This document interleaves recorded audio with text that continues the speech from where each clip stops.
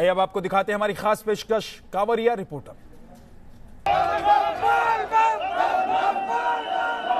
बम बम बोल बम। नमस्कार, मैं हूं आपके साथ अक्षय विनोद शुक्ल और न्यूज नेशन की टीम आज सावन के एक और पवित्र दिन की शुरुआत हर की पौड़ी यानी हरिद्वार के उस स्थान से कर रही है जो अपने आप में काफी महत्वपूर्ण हो जाता है अगर आप सनातन धर्म की बात करते हैं। मोक्षदायिनी मां गंगा शिव की जटाओं से जब वो आजाद हुई थी तो वो पहाड़ी क्षेत्र से होते हुए पहली दफे हरिद्वार में यानी मैदानी इलाके में दाखिल होती हैं और यहाँ पर मोक्ष की प्राप्ति के लिए अलग अलग स्थानों से लोग पहुँच रहे होते हैं। लेकिन सावन में इसकी महत्ता अपने आप और ज़्यादा बढ़ जाती है और इसकी कथा जुड़ती है परशुराम जी से भी। कैसे जुड़ती है वो भी हम आपको बताएंगे। साथ ही साथ अपनी इस यात्रा के बारे में आपको बता दें कि यहाँ से एक रास्ता हमें लेकर जाता है नीलकंठ महादेव की ओर, जबकि दूसरा रास्ता हमें हमारे दफ्तर यानी नोएडा की ओर लेकर जाएगा। पहले हम नीलकंठ के रास्ते पर निकलेंगे, उसके बारे में विस्तार से बताएंगे, लेकिन अभी आइए तमाम रंग से रूबरू होते हैं हर की पौड़ी में। ब्रह्मकुंड वही जगह है जहां सुबह शाम आरती की जाती है। आप देख सकते हैं वो चबूतरे जिस तरीके से बनाए गए हैं, इन्हीं चबूतरों पर खड़े होकर यहाँ पुरोहित यानी पंडित जो हैं सुबह और शाम माँ गंगा के प्रति कृतज्ञता व्यक्त करते हैं। लेकिन ब्रह्मकुंड अपने आप में खास क्यों है, हम आपको वो भी बता देते हैं। दरअसल मान्यता के अनुसार अमृत की एक बूंद इसी ब्रह्मकुंड में गिरी थी और यही वजह है कि 5 कोश का जो पूरा इलाका है वो ब्रह्मकुंड के दायरे में आता है, ऐसी मान्यता है। पर एक मान्यता के अनुसार जिस तरीके से पहली बार बांस की कावड़ लेकर परशुराम जी ने कावड़ यात्रा की शुरुआत की थी और अपने इष्ट भगवान शंकर के प्रति उन्होंने अपनी कृतज्ञता जाहिर की थी, तो माना यह जाता है कि जब परशुराम जी कावड़ लेकर चलना शुरू कर रहे थे तो उन्होंने इसी ब्रह्मकुंड से यानी इसी पवित्र स्थान से अपने घड़ों में जल भरा था और उसके बाद वो कांवड़ यात्रा की शुरुआत कर पूरा महादेव मंदिर पहुंचे थे और वहां पर उन्होंने जल अर्पित किया था। और यही वजह है कि आज हजारों साल बाद भी यहाँ तमाम भक्तों की भीड़ जुटती है, जो कुछ स्नान करते नजर आते हैं तो कुछ अपने पात्र में गंगा जल एकत्रित करते हुए नजर आते हैं और गंगा जल यहाँ से एकत्रित कर वो पहुंचते हैं अपने अपने जिलों में, अपने अपने इष्ट देव के करीब और शिव को उस जल को अर्पित करते हैं। कांवड़ यात्रा में आस्था के साथ देशभक्ति का भी अनूठा संगम नजर आ रहा है। किसी ने तिरंगे के रंग में कांवड़ को सजा रखा है तो किसी का कांवड़ शिव भक्ति के अनमोल रंग में रंगा है।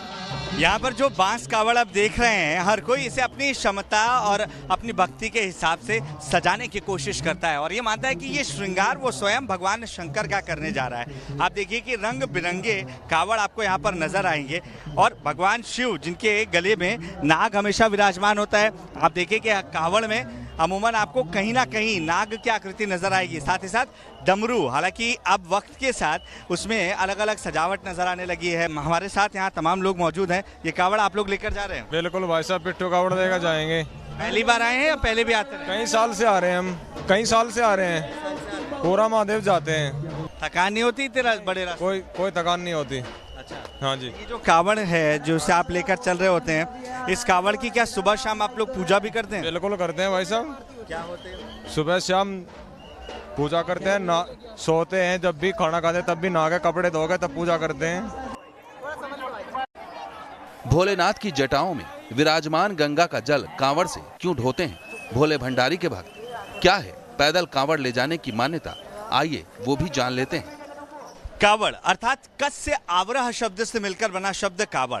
माना जाता है कि कावड़ का मतलब होता है परस्पर शिव के साथ विहार और यही वजह है कि देश के कोने कोने से आए तमाम श्रद्धालु लाखों की तादाद में ना सिर्फ हरिद्वार में हर की पौड़ी में पहुंचते हैं, बल्कि यहाँ से जल जब वो मटकी में भरते हैं तो माना जाता है कि ये जल नहीं है, ये उनकी कामना है और इसमें साक्षात भगवान शिव उनके साथ विराजमान हो रहे हैं और यही वजह है कि उन्हें कांधे पर रखकर वो यहाँ से सैकड़ों किलोमीटर दूर तक की पैदल यात्रा करते हुए भी नजर आते हैं। मुख्यतः कांवड़ जो चलती है वो जल उठाना है।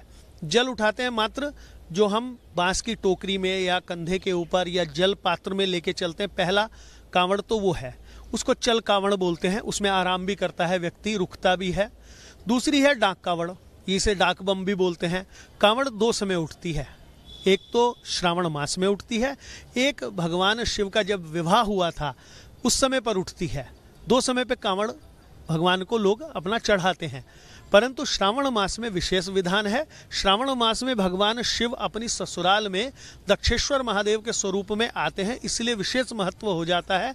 चूंकि लोग यहाँ से साथ साथ भगवान का साक्षात दर्शन करके उनका आशीर्वाद भी प्राप्त कर लेते हैं।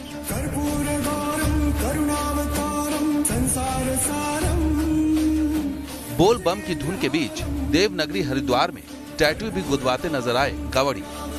हाथों पर कोई अपने आराध्य के टैटू गुदवा रहा है तो कोई अपना मनपसंद टैटू बनवा रहा है। चल कांवरिया, चल कांवरिया, चल कांवर उठा, चल कांवरिया। आपको भक्तों की आस्था की डुबकी की वो तस्वीर भी दिखाते हैं जब वो मटमैली हो चुकी गंगा में डुबकी लगाते नजर आए। लेकिन सावन में मटमैली हो चुकी गंगा को लेकर भी एक मान्यता है। हर हर गंगे, हर हर महादेव, कुछ इसी जयघोष के साथ लाखों भक्त देश के अलग अलग हिस्सों से पहुंचते हैं हर की पौड़ी हरिद्वार में और मां गंगा में डुबकी लगाते हुए वो अपने पाप धोते नजर आते हैं। अब सावन के महीने में जहां मां गंगा का वेग बहुत तेज नजर आता है, वहीं मां का जो रंग है वो भी थोड़ा अलग नजर आता है। थोड़ा मटमैला पानी आपको नजर आ रहा होगा। अब इसे स्थानीय भाषा में गदली गंगा या गादली गंगा कहा जाता है। अब मान्यता के मुताबिक जिस तरीके से कामाख्या देवी मंदिर साल के एक महीने रजस्वला होती हैं और उसी एक महीने में वहां से जल एकत्रित करके भक्त घरों की ओर रुख करते हैं, ठीक उसी तरीके से माना जाता है कि पूरे 12 महीनों में से एक महीना यानी सावन का महीना वो पवित्र महीना होता है जब मां गंगा रजस्वला होती हैं। और मान्यताओं के मुताबिक ये जल इतना पवित्र होता है कि इस जल से जब आप भगवान शिव शंकर का जलाभिषेक करते हैं तो आपकी मांगी हुई हर मुराद पूरी होती है। यही वजह है कि भक्त यहाँ से अपने अपने सामान में जल लेकर जाते हैं और भगवान शिव का जलाभिषेक अपने घरों में, मंदिरों में पहुंचकर करते नजर आते हैं। हरिद्वार से हमारी आस्था का सफर मणिकूट पर्वत पर विराजे नीलकंठ महादेव के दर्शन के लिए शुरू हो चुका है। रास्ते में भगवान शिव की तपोस्थली नीलकंठ महादेव मंदिर जाते भक्तों का हुजूम नजर आए, जिन्हें बारिश के बीच न तो अपने पैरों में पड़े छालों की फिक्र है और न ही पथरीली राहों की। इन्हें तो बस शिव के नाम में डूबकर चलते जाना है।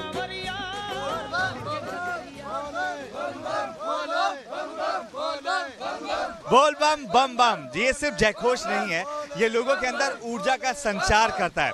अब ऐसा मैं क्यों कह रहा हूँ उसे आप कुछ इस तरीके से समझ सकते हैं कि आप हर की पौड़ी हरिद्वार से जब चलते हैं तो तकरीबन 4 घंटे नॉन स्टॉप चलने के बाद आप ऋषिकेश पहुंचते हैं। ऋषिकेश से 2 रास्ते आपको लेकर जाते हैं नीलकंठ महादेव के लिए।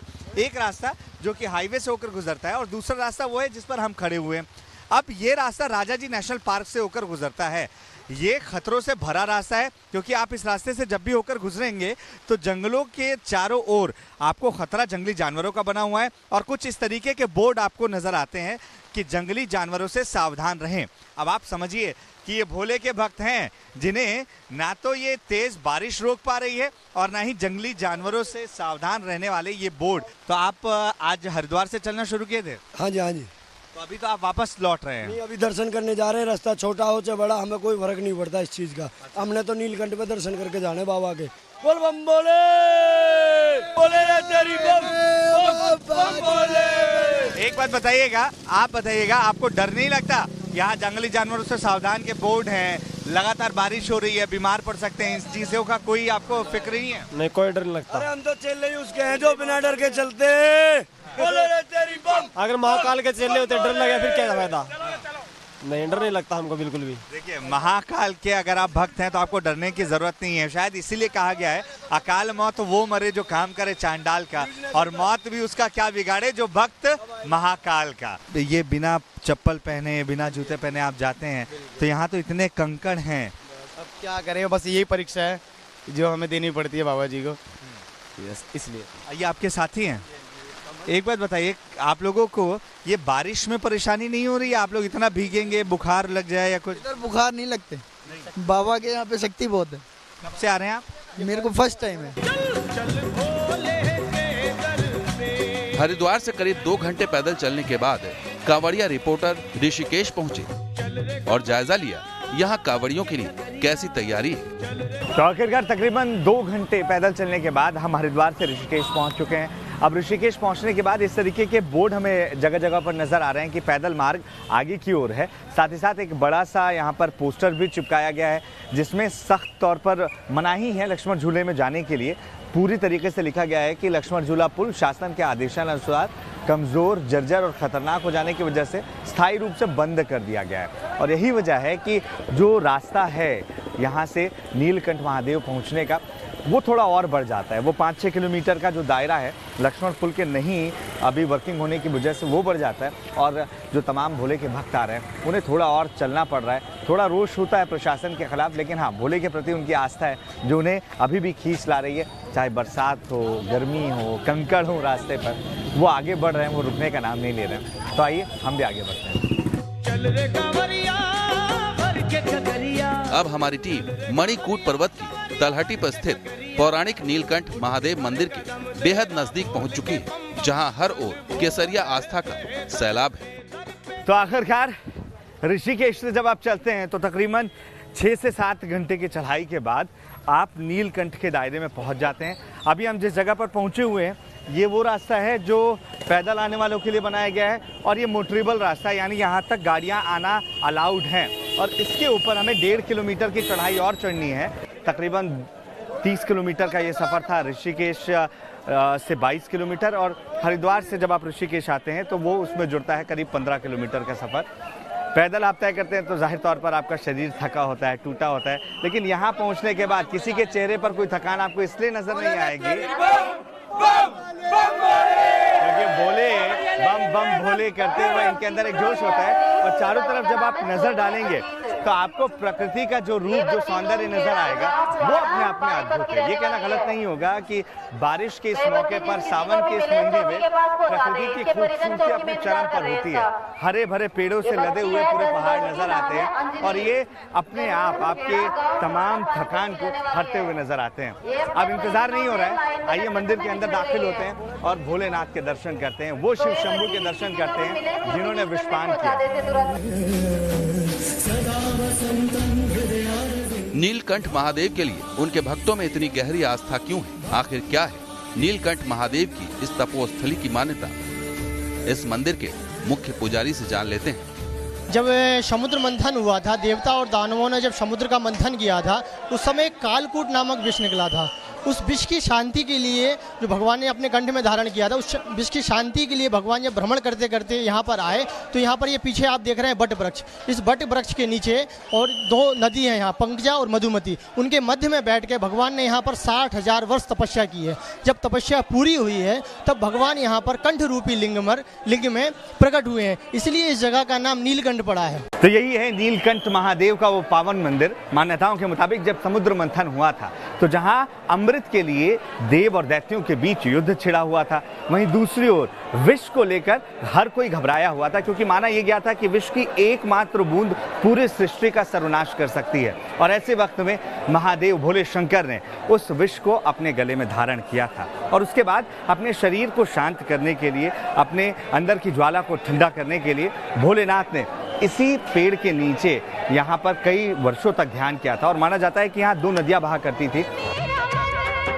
मणिकूट पर्वत की तलहटी में मधुमती और पंकजा नदियों के संगम पर स्थित नीलकंठ महादेव के बारे में मानता है कि भोले भंडारी ने वहां 60,000 साल तक तप किया था और इसी मधुमती नदी की अज्ञात जलधारा में शिव भक्त आस्था से ओतप्रोत दिखे।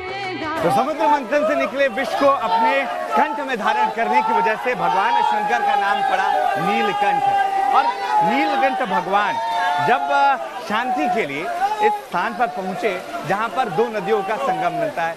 मधुमती ये वो नदी है जो मंदिर के निचले हिस्से से होकर बहती है, जहां इस वक्त हम खड़े हुए हैं, और अब ये नदी एक झरने का रूप धारण करी नजर आती है। ये पानी कहां से आता है ये कोई नहीं जानता है। मंदिर के निचले हिस्से से जल का ये स्रोत है और ऐसे 2 स्रोत हैं। एक स्रोत मंदिर के एक हिस्से में है जहां इस वक्त हम खड़े हुए हैं, और दूसरा स्रोत मंदिर के दूसरे हिस्से में है। यहाँ पहुंचने वाले तमाम श्रद्धालुओं के लिए इस जल की वही महत्ता है जो गंगा जल की है। भोलेनाथ की तरह उनके भक्तों का अंदाज भी निराला होता है। इस शिव भक्त को देखिए जो अपने साथी शिव भक्त को पीठ पर लादकर भोले के दर्शन करने जा रहा है। और ये देखिए, पराया दर्द अपनाए उसे इंसान कहते हैं, और भोले के जो भक्त हैं उनके लिए हर कोई भोला ही है। हर कोई भोला, यहाँ पे हर कोई भोला है। हाँ, सब हमारे लिए यहाँ पे जो भी कोई बंदा है वो सब भोले हैं। कोई दिक्कत वाली बात नहीं। कोई मन्नत लेकर आए हैं? नहीं, मन्नत कोई नहीं। मन्नत कोई नहीं, भोले ने सब कुछ जो दिया उससे खुशी है। जॉब कर रहा था, जॉब करते करते अचानक दिमाग में आ गया 2 दिन की छुट्टी रख ली जाए। अब जैसे जैसे नीलकंठ महादेव का गर्भगृह नजदीक आ रहा है, शिव शंकर के भक्तों का उत्साह बढ़ता ही जा रहा है, क्योंकि अब उन्हें अपने आराध्य के दर्शन जो होने वाले हैं। जैसे जैसे मंदिर पास आता जा रहा है, लोगों का उत्साह और बढ़ गया है। और यहाँ बंधे इन धागों को देखकर, इन रक्षा सूत्रों को देखकर आप खुद अंदाजा लगा सकते हैं कि क्या आस्था है नीलकंठ महादेव के प्रति लोगों की, कि हर कोई अपनी मुराद पूरी होने के लिए यहाँ पर इस तरीके से रस्सियां बांधता हुआ नजर आता है। इस मंदिर परिसर में ही वो अक्षय वट वृक्ष भी है, जिसके बारे में मान्यता है कि भगवान भोलेनाथ पंकजा और मधुमती नदियों के बीच इसी वृक्ष के नीचे बैठकर तपस्या की थी। अक्षय वट वृक्ष पर श्रद्धा से शीश झुकाने के बाद अब नीलकंठ महादेव के दर्शन बाकी थे, और चंद मिनटों बाद ये सौभाग्य कांवड़ियों के साथ साथ हमारी टीम को भी मिला। और अब हम मंदिर के मुख्य गर्भगृह की ओर जा रहे हैं। यहाँ पर तमाम भक्त आते हैं और भगवान शंकर को जल अर्पित करने के बाद वो आगे की ओर बढ़ जाते हैं। अब आप ये समझिए कि इतनी ही ज्यादा भीड़ होती है, हजारों की संख्या में भक्त हर घंटे यहाँ पर पहुँच रहे होते हैं। यही वजह है कि यहाँ पर रुकने की इजाजत लोगों को नहीं मिलती है। तो आखिरकार नीलकंठ महादेव में जहां हम 30 किलोमीटर की यात्रा पैदल तय कर पहुंचे थे, वहां गर्भगृह में हमने जल अर्पित कर दिया है और अब यहां से हम आगे की ओर प्रस्थान करेंगे। आज की इस कांवड़ यात्रा में नीलकंठ महादेव के जलाभिषेक का आस्था का सफर पूरा हुआ। 12 दिनों तक चलने वाली ये यात्रा 30 जुलाई को श्रावण शिवरात्रि पर शिवालयों में जलाभिषेक के साथ संपन्न होगी। न्यूज नेशन आपको भगवान शिव की भक्ति और कांवड़ यात्रा से जुड़े हर रंग यूं ही दिखाता रहेगा। अक्षय विनोद शुक्ल, नीलकंठ महादेव मंदिर, न्यूज नेशन।